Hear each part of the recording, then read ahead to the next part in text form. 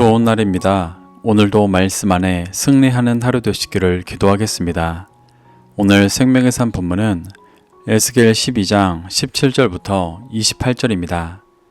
오늘 본문에서는 에스겔에게 상징적인 행위를 통해 예루살렘이 포위되고 공포와 굶주림 가운데 있게 될 것을 예언하게 하시고 묵시가 사라질 것이라고 말하는 자들을 향해 말씀이 반드시 성취될 것을 강조하고 계십니다.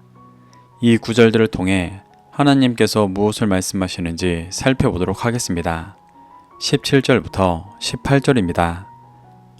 여호와의 말씀이 또 내게 임하여 이르시되 인자야 너는 떨면서 내 음식을 먹고 놀라고 근심하면서 내 물을 마시며. 어제 본문에서 하나님께서는 에스겔에게 포로의 행장을 꾸리고 옮기게 하시는 상징적인 행위를 통해 이스라엘 백성과 왕이 바벨론에 의해 포로로 잡혀가고 예루살렘이 멸망할 것을 예언하셨습니다. 그리고 오늘 본문에서는 에스겔에게 떨면서 음식을 먹고 놀라고 근심하며 물을 마시라고 말씀하시며 예루살렘이 바벨론에게 포위되어 음식과 물이 부족하고 심각한 고통 속에 있게 될 것을 예언하게 하십니다. 이는 단순히 육체를 채워줄 양식이 부족한 것만을 말하는 것은 아닙니다. 성경에서 음식과 물은 진리의 말씀을 의미할 때가 있습니다. 에스겔 3장에서도 말씀이 담긴 두루마리를 마치 음식과 같이 먹게 하시는 모습이 나왔었습니다. 하나님은 이스라엘 백성들이 고난 속에서 죄를 깨달아가며 두려움 가운데 영의 양식을 먹게 될 것이라고 예언하시는 것입니다. 19절부터 20절입니다. 이 땅 백성에게 말하되 주 여호와께서 예루살렘 주민과 이스라엘 땅에 대하여 이르시기를 그들이 근심하면서 그 음식을 먹으며 놀라면서 그 물을 마실 것은 이 땅 모든 주민의 포악으로 말미암아 땅에 가득한 것이 황폐하게 됨이라. 사람이 거주하는 성읍들이 황폐하며 땅이 적막하리니 내가 여호와인 줄을 너희가 알리라 하셨다 하라. 19절에서 말하는 포악의 원어 하마스는 불법, 악, 폭력이라는 뜻입니다. 이는 진리를 믿고 따르지 않는 모든 악을 말씀하시는 것입니다. 또 뒤에 말하는 땅에 가득한 것 또한 포악을 가리키는 말입니다. 하나님은 예루살렘 땅의 모든 주민이 이 포악을 행하였고 예루살렘 땅에 가득하여 그 죄로 인해 황폐케 되어 근심하며 음식을 먹고 놀라면서 물을 마실 것이라고 말씀하시는 것입니다. 이것은 앞서 언급했다시피 육신을 위한 음식과 물이 부족한 것을 표현하는 것을 넘어 진리가 메말라 버린 모습을 표현하시는 것입니다. 20절에서 말씀하시는 적막의 원어 셰마마는 황무지, 사막이라는 뜻입니다. 하나님은 예루살렘 백성들의 죄로 인해 그 성읍이 어떤 영적 생명력도 없이 메말라 고난 속에 있게 된 후에야 하나님께서 여호와인 줄을 깨닫게 될 것이라고 말씀하고 계십니다. 이는 죄를 범한 예루살렘에 대한 심판의 메시지임과 동시에 고난 속에서 죄를 깨닫게 될 것이라는 소망의 메시지이기도 했습니다. 21절부터 22절입니다.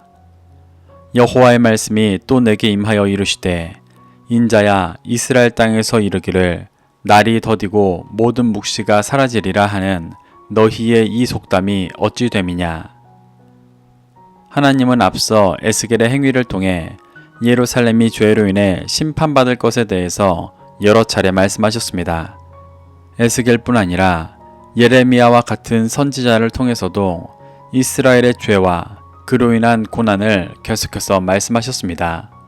에스겔이 말씀을 선포하고 있던 때는 이미 바벨론의 포로가 2차례나 끌려가며 그 말씀이 성취되고 있던 때였습니다.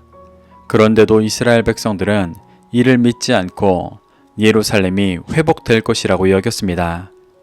22절에서 하나님께서 에스겔에게 말씀하시는 날이 더디고 모든 묵시가 사라질 것이라는 속담이 그 말입니다. 날이 더디다는 것은 선지자들이 예언한 심판의 때가 지금이 아니라 먼 훗날의 일이라는 말이고 모든 묵시가 사라진다는 것은 선지자들의 예언이 사라지고 이루어지지 않을 것이라는 말입니다. 속담의 원어 마샬은 격언이라는 뜻으로 백성들이 이 거짓 예언을 진리이고 격언인 것처럼 받아들이고 있다는 말입니다. 이스라엘 백성들은 이렇게 말씀으로 자신을 돌아보기보다 육신의 소망을 따라 자신이 원하는 거짓 예언을 믿고 붙잡는 안타까운 모습을 보여주고 있습니다. 23절부터 25절입니다. 그러므로 너는 그들에게 이르기를 주 여호와께서 이같이 말씀하시기를 내가 이 속담을 그치게 하리니 사람이 다시는 이스라엘 가운데에서 이 속담을 사용하지 못하리라 하셨다 하고 또 그들에게 이르기를 날과 모든 묵시의 응함이 가까우니 이스라엘 족속 중에 허탄한 묵시나 아첨하는 복술이 다시 있지 못하리라 하라. 나는 여호와라. 내가 말하기를 내가 하는 말이 다시는 더디지 아니하고 응하리라. 반역하는 족속이여 내가 너희 생전에 말하고 이루리라. 나 주 여호와의 말이니라 하셨다 하라. 하나님은 에스겔을 통해 예루살렘 백성들에게 이르는 심판의 날과 모든 묵시가 응할 것이기 때문에 백성들이 붙잡고 있는 거짓 예언이 그쳐지고 더 이상 사용하지 못할 것이라고 말씀하십니다. 이는 유다가 2차례 포로로 끌려갔을 때처럼 예루살렘 성전이 완전히 정복되지 않고 남아있게 하시는 것이 아니라 완전히 멸망시키셔서 더 이상 거짓 예언이 퍼질 여지조차 남기지 않으실 것을 말씀하시는 것입니다. 포로가 2차례 끌려간 시간은 하나님께서 예루살렘을 회복시키시기 위해 주신 시간이 아니라 그 고난의 시간 속에서 죄를 깨닫고 회개하고 돌이켜 여호와께로 돌아가는 중심을 갖게 하려는 시간이었습니다. 하지만 예루살렘 백성들이 그 은혜의 시간을 거짓 예언을 전하고 믿는 것으로 허비했습니다. 그래서 하나님은 더 이상 예루살렘이 무너지지 않을 것이고 바벨론을 무찔러 주실 것이라는 허탄한 묵시나 아첨하는 복술이 사라지도록 곧 예루살렘을 완전히 멸망시키실 것이라고 정확히 말씀하시는 것입니다. 하나님은 25절에서 심판이 더디지 않고 지금 예루살렘 백성들의 생전에 반드시 이루어질 것이라고 말씀해 주십니다. 하나님의 말씀을 자신을 향한 말씀으로 듣지 않고 다른 사람, 다음 세대를 향한 말씀이라 여기며 회피하고 있는 이들을 향해 명확하게 심판이 있을 것을 말씀해 주고 계신 것입니다. 이러한 엄중한 하나님의 경고는 단지 멸망에 대한 예고가 아니라 끝까지 듣지 않는 이스라엘에게 회개하고 돌이킬 수 있는 기회를 주시는 은혜의 메시지이기도 했습니다.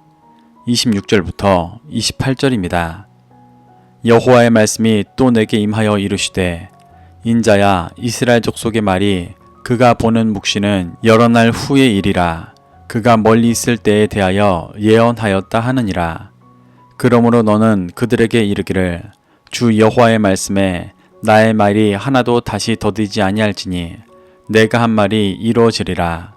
나 주 여호와의 말이니라 하셨다 하라.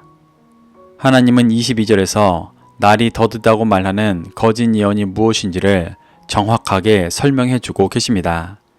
27절에서 말하는 그는 에스겔을 뜻합니다. 에스겔은 여러 상징적인 행위를 통해 예루살렘이 곧 무너질 것이라고 예언했었지만 이스라엘 백성들은 지금 예루살렘은 열심히 제사 드리고 있고 하나님께서 보호하고 계시기 때문에 심판은 여러 날 후에 일어날 묵시이고 먼 미래에 일어날 일이라고 주장하고 있다고 말씀하십니다. 그들이 얼마나 자신들의 죄에 대해 무지하고 하나님의 역사하심에 관심이 없는지를 잘 보여주는 것입니다. 이렇게 강팍한 이스라엘 백성들에게 하나님은 에스겔을 통해 나의 말이 하나도 다시 더디 이루어지지 않을 것이고 내가 한 말이 반드시 이루어질 것이라고 명확하게 말씀해 주고 계십니다. 하나님은 이렇게 이스라엘 백성들이 거짓 예언을 쫓아 잘못된 생각을 2번 다시 가질 수 없도록 에스겔의 상징적인 행위와 예언으로 그들의 죄와 심판에 대해 반복하여 명확하게 말씀해 주고 계십니다. 이것은 회개하고 중심을 돌이킬 수 있는 기회를 주고 계신 것인데 대부분의 예루살렘 백성들은 이 은혜에 반응하지 못하고 있었습니다. 우리는 이러한 하나님의 역사하심 속에서 교훈받아 하나님의 말씀이 아닌 나의 육신의 정욕을 옳다고 말하는 나의 생각과 거짓 가르침을 따라 신앙생활하고 있지 않은지 정직하게 돌아볼 수 있어야 합니다. 그래서 진리에서 벗어난 형식적인 신앙생활을 회개하고 다시 진리의 말씀을 믿고 쫓아 진리의 빛을 비추고 선한 열매를 맺는 그리스도인 되시기를 축복합니다. 오늘도 말씀을 심령에 새겨 승리하는 하루 되시기를 기도하겠습니다.